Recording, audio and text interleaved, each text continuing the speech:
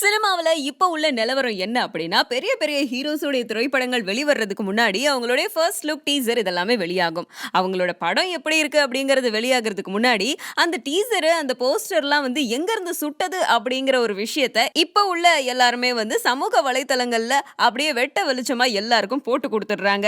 அந்த வகையில கமலஹாசன், விஜய் இவங்கலாம் வந்து அவங்களுடைய படங்கள் எந்த படத்துடைய காப்பி கேட் அப்படிங்கிறத பகிரங்கமா வந்து நெறைய பேர் சொல்லிவிட்டு இருந்தாங்க. அந்த லிஸ்ட்ல இப்போ சூப்பர் ஸ்டார் ரஜினிகாந்தும் மாட்டியிருக்காரு.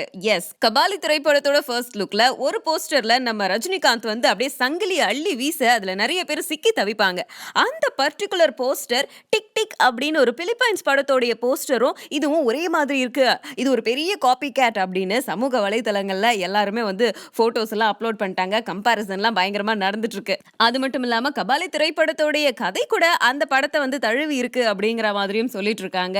ரஜினிகாந்த் இதுக்கு முன்னாடி நடிச்ச லிங்கா திரைப்படத்திலையும் ஒரு காட்சி மட்டும் ஒரு திரைப்படத்துல இருந்து சுட்டது அப்படின்னு கே.எஸ். ரவிக்குமார் வெளிப்படையாவே சொல்லியிருந்தாரு. அந்த வகையில கபாலி திரைப்படத்தோட போஸ்டரும் ஒரு படத்தோடைய போஸ்டரும் ஒன்னா இருக்குது அப்படிங்கிறதும் வந்து இப்போ சமூக வலைதளங்கள்ல ஹாட்டா பேசப்பட்ட ஒரு விஷயமா இருக்கு. செப்டம்பர் 29ஆம் தேதி அன்றே தேர்தல் சூடுபிடித்து என் மனதளவிலே பாதிக்கப்பட்ட சூழலில் இனிய சகோதரன் எஸ்பி சீமான் பேசி இந்த அக்ரிமெண்ட்டை நான் கேன்சல் பண்ணிட்டேன்.